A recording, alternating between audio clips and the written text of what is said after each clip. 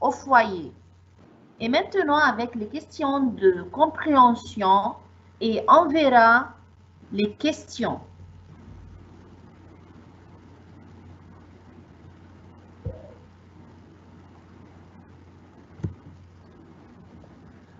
Voilà la compréhension devant vous et on verra les questions. Le thème de la conversation entre M. Dubois et M. Petit est le travail en général, le travail de la femme, le rôle d'un époux à la maison. Que pensez-vous? Le travail de la femme. Excellent. Qui cherche du travail? Est-ce que c'est la femme de M. Petit? Est-ce que c'est Madame Leroy? Est-ce que c'est la femme de M. Nicolas? La femme de M. Nicolas. Excellent. La femme de M. Dubois ne travaille pas, travaille, je ne sais pas. Ne travaille pas. Elle ne travaille pas. Et dans la compréhension du texte, ils ont cité une phrase. M. Dubois a dit « Depuis que ma femme a cessé de travailler, alors ça veut dire que sa femme ne travaille pas. » Excellent. M. Dubois préfère le travail de la femme, ne préfère pas le travail de la femme, il laisse le choix à sa femme. Ne préfère pas le travail de la femme. Très bien. Puisque M. Dubois a dit qu'il est content depuis que sa femme a cessé de travailler et elle est détendue et épanouie, alors il ne préfère pas le travail de la femme. Comment appelle-t-on une femme qui ne travaille pas selon le document? Qui sait répondre? C'est numéro 6 ou 7, madame? C'est numéro 5. C'est numéro 5. Elle s'appelle une femme au foyer. Très bien. À la maison, Monsieur Petit, que fait-il? Le ménage, la cuisine, la course. C'est la course. Excellent. D'après la réaction de Monsieur Dubois, et la réaction, c'est la réaction finale que Monsieur Dubois a commis envers Madame Leroy. Est-ce que sa femme lui a dit qu'elle va travailler? Est-ce que sa femme ne lui a dit pas qu'elle va travailler? Est-ce que sa femme ne sait rien à propos de ce sujet? On a un métier responsable, un entretien, obtenir, faire un rôle. Comptable depuis plusieurs années. Numéro 2. Le mari de Fabienne a sa part dans le travail de la maison. Qui c'est le synonyme? À sa part, un rôle. Très bien. Alors, le mari de Fabienne a un rôle dans le travail de la maison. 3. Envoie d'abord ton CV et tu iras ensuite au rendez-vous professionnel. Quel est le synonyme de rendez-vous? En entretien. Très bien. Alors, elle a eu un diplôme en communication. On peut remplacer AU avec quel mot? Remplacé par le verbe obtenir, mais au passé composé, elle a dit a obtenu. Très bien, excellent.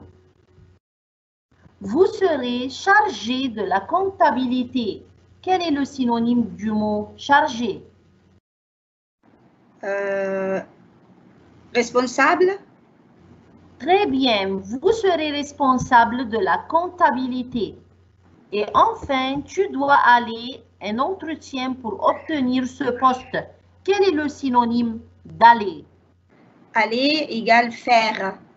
Très bien, tu dois faire un entretien pour obtenir ce poste.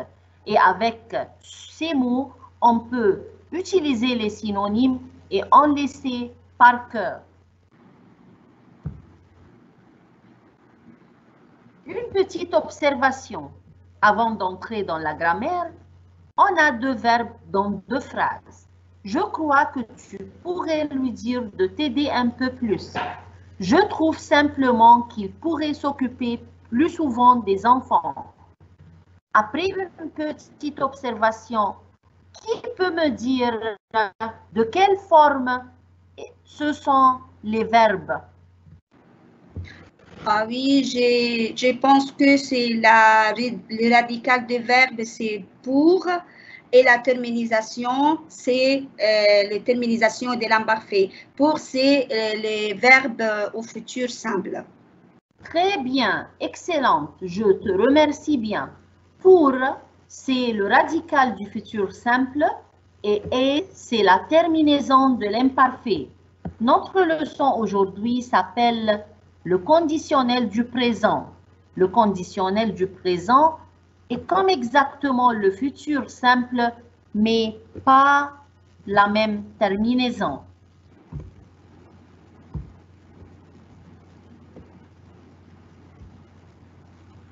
Voilà l'indicatif futur, voilà le conditionnel présent. Nos pronoms personnels sujets, je, tu, il, elle, nous, vous, il avec S, elle avec S. Et voilà les verbes avec le radical du futur.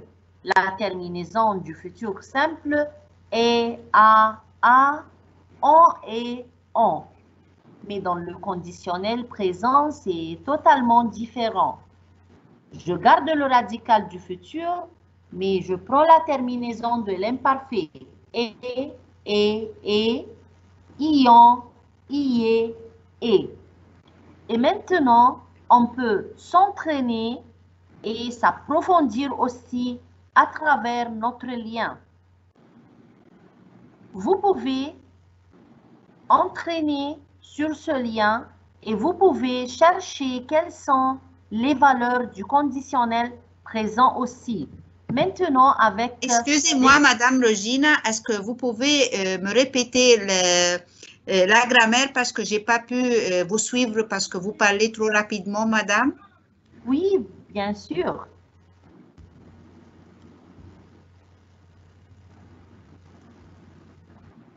Alors, chers étudiants, votre collègue a dit, d'après l'observation, qu'il y a le verbe pouvoir, le radical, c'est le radical du futur, et la terminaison, c'est la terminaison de l'imparfait.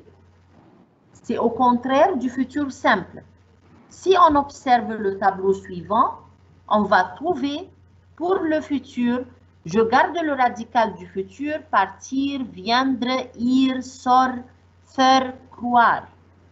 Et la terminaison, c'est la terminaison qu'on sait pour verbe avoir. Et Madame Regina, excusez-moi, partir, c'est le radical de quel verbe? Verbe partir, mais c'est à l'infinitif. Et viendre, c'est le radical du verbe venir. Et ir, c'est le radical du verbe aller. Et sort, c'est le radical du verbe savoir. Et faire, c'est le radical du verbe faire. Et croire, c'est le radical du verbe croire, mais à la fin, il y en a un E et on l'a enlevé. Est-ce qu'on enlève le E avec tous les verbes avec RE? Avec les verbes RE et avec encore, oui, c'est les verbes qui se terminent avec RE, mais les verbes du troisième groupe sont toujours des familles et irréguliers, alors pas un cas spécial. Par exemple, le verbe faire se termine avec RE, mais si on voit ici, verbe faire se change complètement en faire. Oui. Alors, on doit consulter toujours nos verbes dans le dictionnaire à travers un tableau de conjugaison, etc. Et voilà encore verbe aller qui se transforme complètement en ir et verbe savoir qui se transforme en sort. Et pour le tableau, la première colonne, c'est l'indicatif du futur, c'est-à-dire c'est le futur simple. C'est le futur simple. Et pour la deuxième colonne, c'est le conditionnel présent. C'est le conditionnel présent. Je garde les mêmes verbes, le même radical, mais je change la terminaison à l'imparfait AIS, AIS, AIT, IONS, IEZ, AIENT. Si on observe la terminaison du futur et du conditionnel, on va trouver une différence. Et quand est-ce que je mets le conditionnel et quand est-ce que je mets l'indicatif futur? L'indicatif futur, s'il y aura une action qui va se passer au futur. Et on a des mots-clés comme demain, après-demain, dans quelques temps, dans plus durée. Ça, c'est pour le futur toujours. Des actions qui auront lieu au prochain. Mais le conditionnel présent a une valeur très importante. Si je souhaite quelque chose, j'utilise le conditionnel présent. Si je vais employer la formule de politesse, je choisis le conditionnel présent. Si je regrette quelque chose, j'emploie le conditionnel présent. C'est-à-dire, pour le conditionnel, je l'utilise pour le regret. Regret, souhait, formule de politesse. Est-ce que vous pouvez me donner 3 exemples pour le regret, pour le souhait et pour la formule de politesse? Bien sûr, une seconde. À ce moment-là, je cherche une page blanche.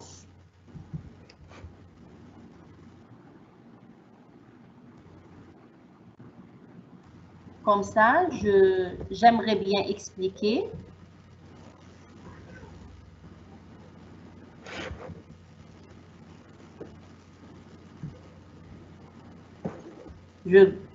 J'agrandis un peu l'écriture. Alors, pour le souhait,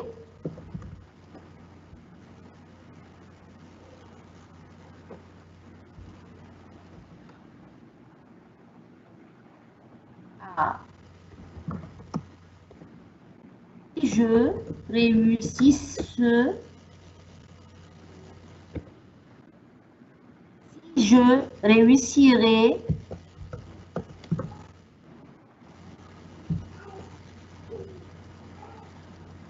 une seconde, parce que le curseur ne circule pas. Voilà. Ah, si je réussirai cette année, alors c'est un souhait.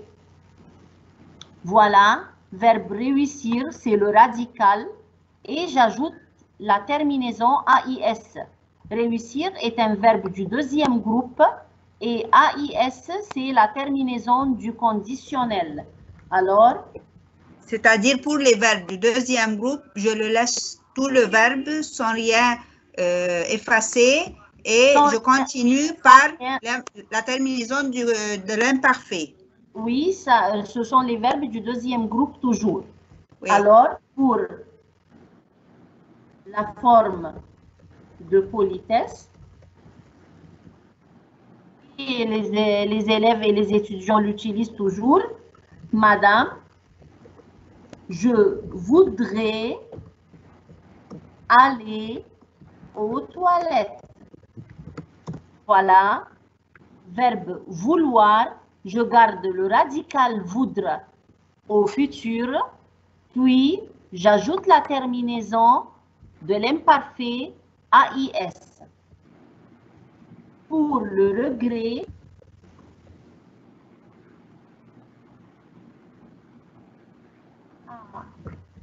si je travaillerais mieux,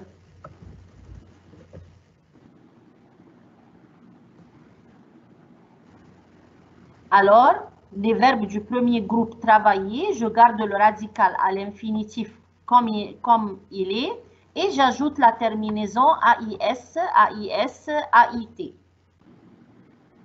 Voilà 3 exemples qui montrent le conditionnel. Alors, en conclusion, le conditionnel présent est pour le souhait, forme de politesse et le regret. Ensuite, pour la conjugaison, j'utilise le radical du verbe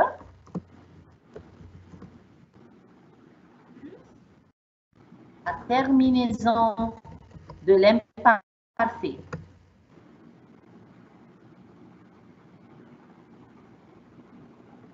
Bien, entraînez-vous toujours sur notre travail et on ajoute un lien.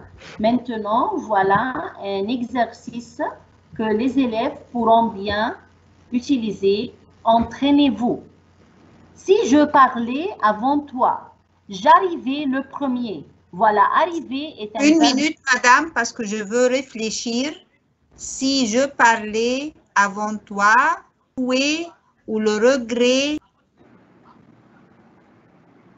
c'est quoi? Je vois que c'est le souhait toujours. Je partais avant toi, j'arriverai le premier. Voilà la réponse encore. Parce que arriverai, c'est le verbe du premier groupe qui se termine avec ER. Ensuite, j'ajoute la terminaison AIS.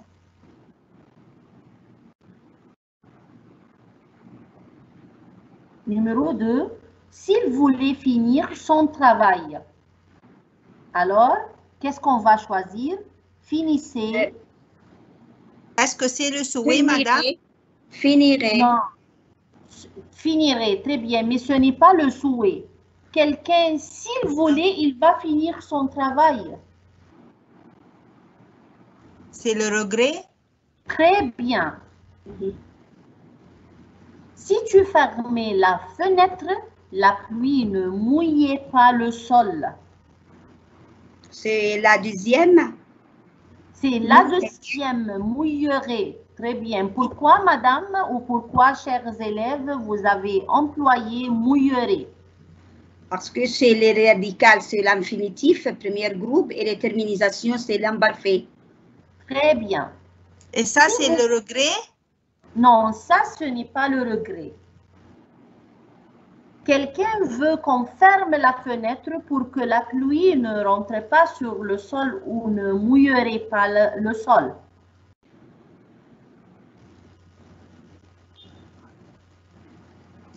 Oui. Alors, si vous prêtiez votre montre, vous rentrez à l'heure. C'est rentrerions, rentrant. La dernière, rentreront. Rentreront, pourquoi? Regardez bien, nous avons dit que le radical du verbe à l'infinitif, si c'est un premier groupe, oui. Ensuite, les terminaisons de l'imparfait. Est-ce que ce que vous avez choisi? C'est la première, oui, oui, c'est la première. Très bien, c'est la première. Très bien. Le mur n'être en si mauvais état si on le réparait. Serait, très bien. Et toujours, vous pouvez consulter d'après Submit vos réponses et vos résultats. Maintenant, on retourne vers notre travail. C'est fini pour le conditionnel? Oui, merci, madame. Toujours, on va continuer sur le conditionnel du présent avec les autres les leçons suivantes.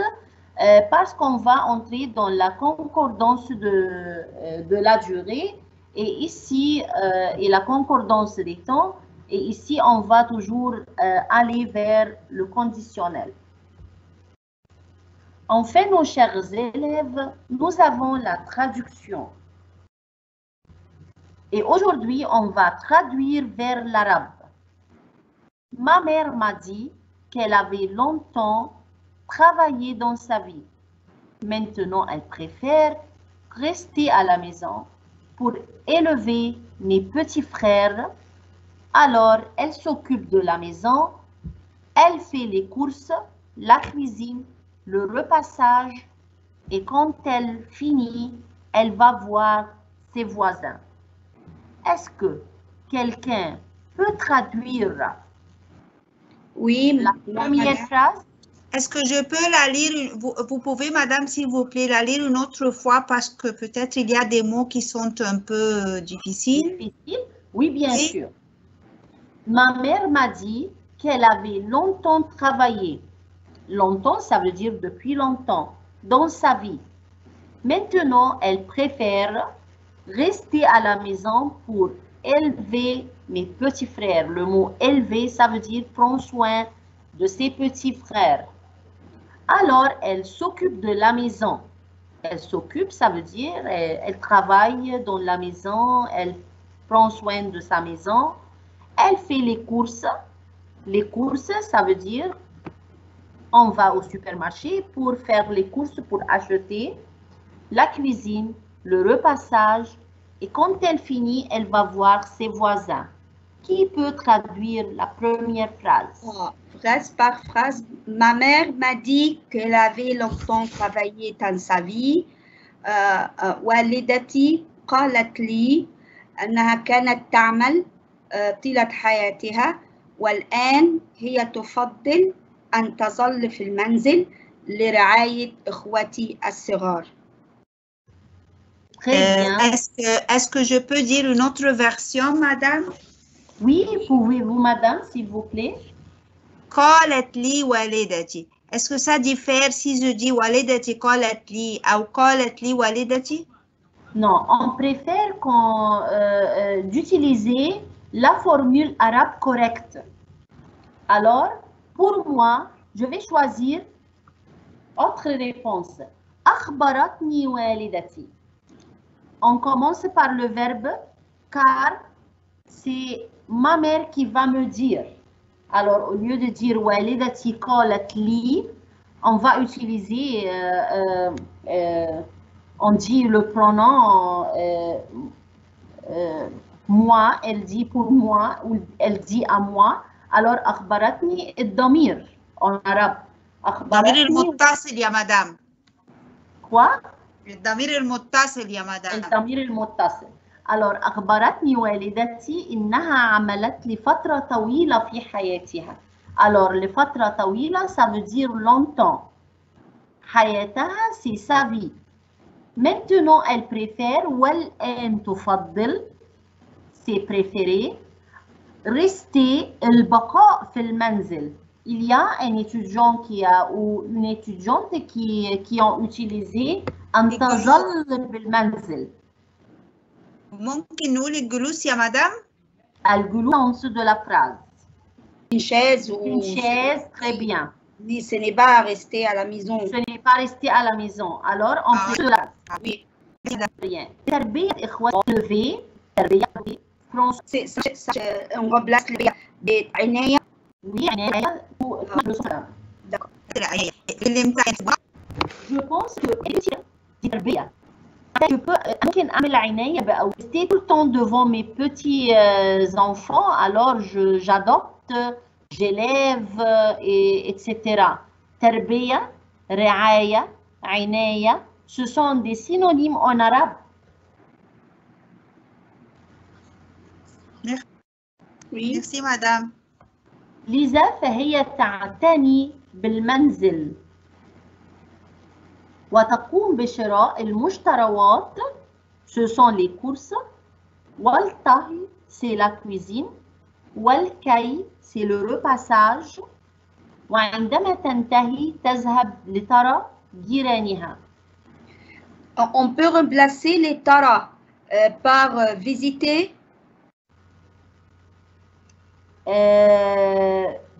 On va garder le sens du verbe voir. Va oui, voir. Mais les verbes en arabe, voir, il est égal visiter. Visiter tazour et pas tara. Quand je visite mes voisins, je les vois. Mais c'est écrit va voir. C'est écrit dans la secte. Je pense que ça marche, mais je préfère toujours, pour moi, je préfère toujours de traduire parfaitement. Voir, c'est tara et pas visiter tazour. Parce que toujours la tradition arabe, elle a beaucoup de sens. Il y a des sens figurés, par exemple. Oui, il y a des sens figurés et il y a plusieurs synonymes pour le même mot, je sais bien. Oui. Mais selon les correcteurs et selon le modèle de réponse, on accepte des réponses et on n'accepte pas d'autres réponses. Mais ici, visiter, c'est pas tara, c'est tazour. D'accord. Merci, madame. Alors, est-ce qu'il y a des questions à propos de la traduction maintenant? Oui, mais non, merci, madame. Merci. Tout est clair? Oui, merci, madame. C'est clair. Alors, à votre tour, je vous donne un devoir de traduire en français. Un peu, on va discuter sur les mots difficiles. تحل المرأة مكانها في المجتمع. فهي أم في منزلها تحيط أسرتها بالرعاية الكاملة، وحين تخرج إلى العمل تتحمل مسؤوليات كبيرة وتحقق النجاح في كثير من المهن. فهي طبيبة وأيضا سفيرة لبلدها. Alors, est-ce que quelqu'un peut me dire que veut dire safira en français? Ambassadrice. Ambassadrice, très bien. Alors, que veut dire, et on vient de le dire maintenant, il se coupe. Très bien, bravo. Parce que c'est la première édition. Il s'occupe de sa famille. C'est la même traduction. C'est s'il vous plaît, Catherine, c'est comment le faire?